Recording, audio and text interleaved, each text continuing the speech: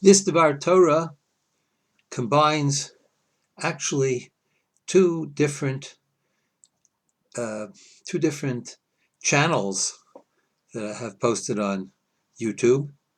One channel is uh, on Shvi of all the aliyot, and we're almost 20% through the Torah on that.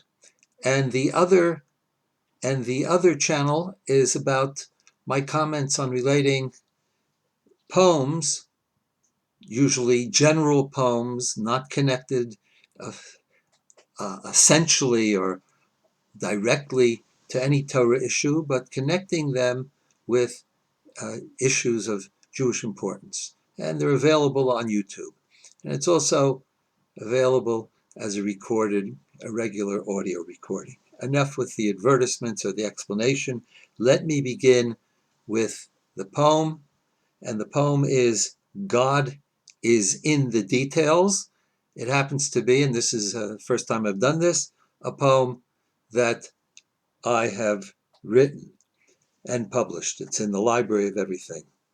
How detailed are the details that God is in? I am looking through the haystack of my inbox and outbox box, my delay box and ignore box for the detail work of the needle on which He balances, watches infinite angels dancing, and waits for me to find Him. It is a note I am searching for, a memo on the back of a recipe, large or small, a reminder to myself about whether my wife prefers that I buy large or small eggs for her baking. Is this too mundane a detail for God? Or will He pop out of the eggs box when she says, "You remembered," and say, "You found me"? Is this too small a detail?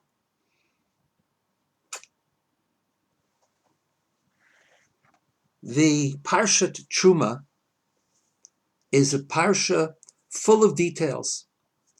And in the middle of Shlishi, having done the details of the construction of the ark, the Aron, and of the shulchan, the table of the showbread, and of the menorah, particularly the menorah which appears in Shlishi, which is this candelabrum, which is so difficult to understand the details that, in fact, if you take a look in the Rashi there, Rashi quotes the rabbis who say that Moshe didn't understand from the instructions, so God showed him, as it were, a fiery, a lit up sketch of the menorah, but Moshe still couldn't understand it after all the explanations. So then we have details and details and details. And then we come at the end, and this makes up the bulk of the parsha, to the actual construction of the structure of the Mishkan, not of the vessels and not of the clothing of that Kohen will wear. That's in the next parsha, but rather the structure, the building called the Mishkan. And then the Torah ends, the very last pasuk of Shvi, which is the last pasuk of the parsha, says, "L'chol yidot." L'chol klei hamishkan b'chol avodato. All the vessels of the dwelling of the Mishkan, in all the service thereof, v'chol yiteidotav, v'chol yitot hachatzer nechoshet, and all the pins thereof, and all the pins of the enclosure shall be of copper.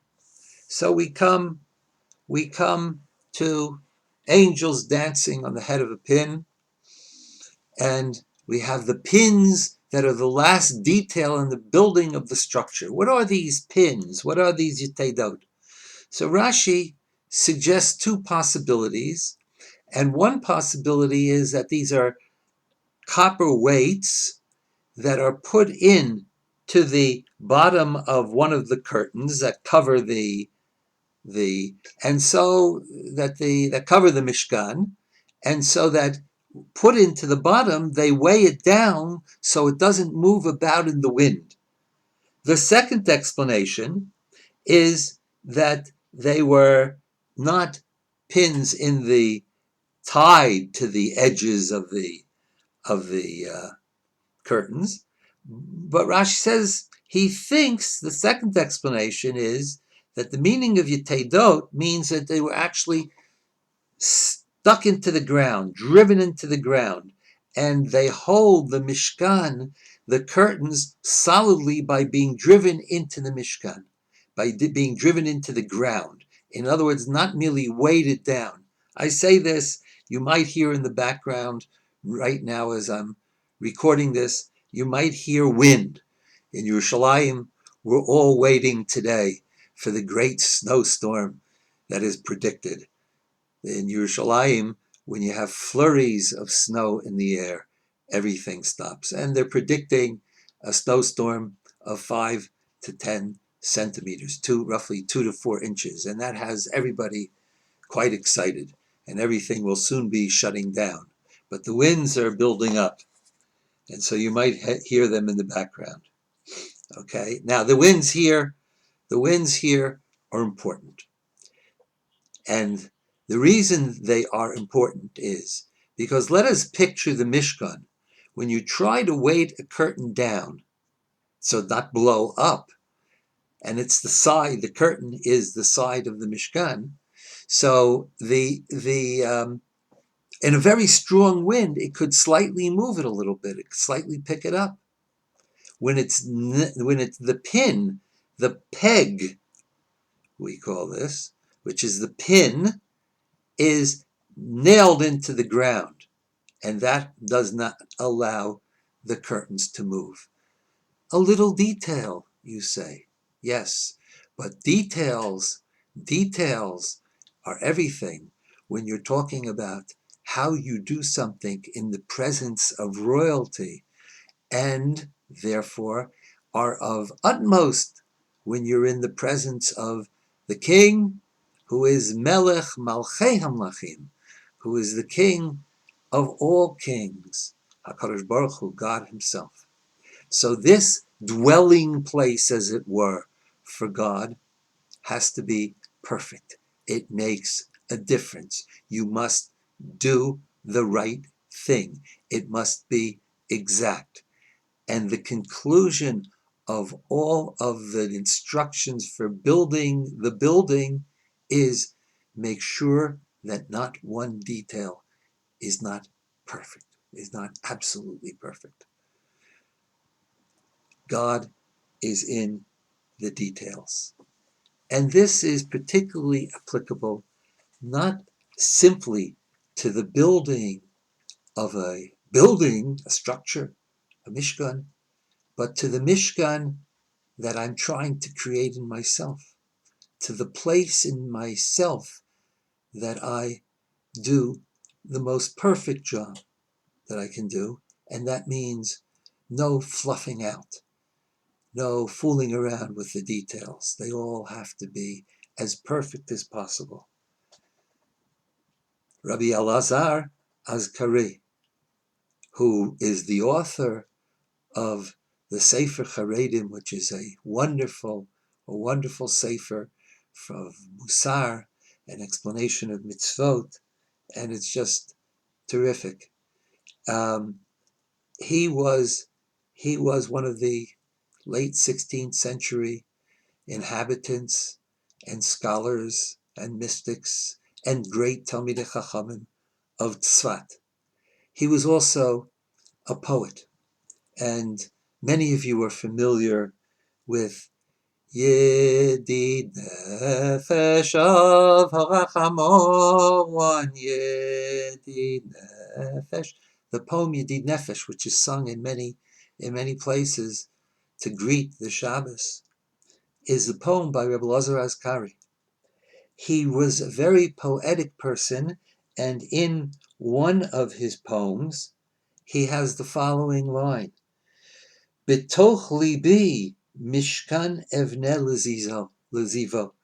In my heart, I will build a Mishkan, a tabernacle, for the Ziv, for the shining glory of God. Korban takriv lo nafshi, my soul shall bring as a korban, as a sacrifice, an offering, nafshi hayechida, my only soul. Nafshi hayechida is probably that aspect of soul, which in Kabbalah is known as yechida, but be it as it may, Rav Hutner, the Rashiv of Chaim Berlin, who himself was a poet and a composer of melody, took this two lines, slightly changed the word, and turned this into a real poem. You can hear follow the rhyme scheme and follow the rhyming. This poem was set to music apparently by Rav Hutner. I'm not familiar with his tune, but there's a very popular tune which is sung all over, based on the poem written by Rav Hutner, which is based on the lines of Rav Lazar Azkari. Okay. Bilvavi miyishkan evne ladar kevado uven miyishkan mizbeach hakim lekarnei ha'ado ulener tamid ekachli et eisha kedah ulekarbon akriv lo et nafshi hayekara. In my heart I will build a tabernacle, a sanctuary, to the glory of his honor, to the beauty of his, God's honor. And in this Mishkan, I will create a mizbeach, an altar for the rays of his majesty, of his glory, and as an everlasting, a ner tamid, an everlasting light, I shall take the fire of the Akedah, of Akedat Yitzchak, of the, quote, sacrifice of Isaac, ulekarbon akriv, and as a sacrifice I will bring my soul. I will give my soul to God. This is the meaning. But how does one do that? We know the details of building the physical Mishkan. What are the details? If there are all these details of the physical Mishkan, what are all the details of the spiritual Mishkan in which God is to be found as he is to be found in the Mishkan? How detailed are the details that God is in? So the architect, Mies van der Rohe, he once remarked that God is to be found in the details. Of course, the converse is that the devil is in the details, as the devil tends to frequent the space of the divine. That's the occupation of the devil. The Gemara in Shabbos tells us the story of the would-be convert who wants to be taught the entire Torah, while standing on one foot. He comes to Shammai. Shammai has a building level in his hand, Amat Binyan, and hits him over the head with it. He pushes him away, almost like in Zen fashion. And perhaps he was telling him that the meaning, the whole Torah on one leg is don't ask stupid questions. Okay? But Hillel says, yes, I'll teach you. The whole Torah on one line while you're standing on one foot is what is hateful to you, don't do to your fellow man. The idach perusha, the would-be convert is still standing, and Hillel goes on. The rest of the Torah is a commentary on all of this. Zil Gemar, go learn. Hillel is not giving him a one-liner or a half one-liner. He's giving me a somewhat longer long one-liner, and he says, you want to understand what the Torah is? What the Torah is about is not to do something that you would not have done to you, to your fellow man, and to understand what that means. All the Torah is commentary. Go learn. That's what the Torah is all about. So Hillel is not, giving him a short course. Hillel is giving him a short instruction with long time of study to study all the details. So my talent is in one area of baking, and that talent is eating the food that's cooked, eating the baking. I know how to cook, but I don't know how to bake. So my wife bakes, right? And my part in all of this, aside from eating it, is to buy eggs for these cakes. And I always have trouble remembering what size eggs and really understanding why it really matters. But I know it matters because it does matter to her. So even though I don't understand, it matters to her. Might this be the detail? Might this detail be the closet in which God secreted himself from me and is waiting for me to discover him? Perhaps this is what Hillel was teaching. And perhaps his teaching is not only for would-be converts. What matters to the other is what should matter to me. Now, I want to end with just a postscript. I once a scholar in residence at the great shul KJ in New York, and I gave a drasha on Parshat Truma. It was Parshat Truma, so I gave a drasha on Parshat Truma without letting the people know. At the end of the drasha, I stopped for a second and then read this poem, which is published in the book. Afterwards, one of the congregants came over to me and said, "Rabbi," I didn't tell them I was reading a poem. They would have all maybe run out. I found that people, not say, "I'm about to read a poem." Right? So I just read the poem as if I'm continuing to talk almost. And afterwards, somebody said, "Rabbi, that ending was quite poetic." I said, "No, actually it wasn't." He said, "What do you mean?" I said, "It was a poem." Okay. So when we next learn Parshas Truma, we have difficulty with the details, let us at least understand for building the Mishkan in our hearts, Bilvavi, Mishkan, Ebner, right? Every detail counts. The Idach and all the rest, Perush's commentary. Zeal, go, Gemar, learn.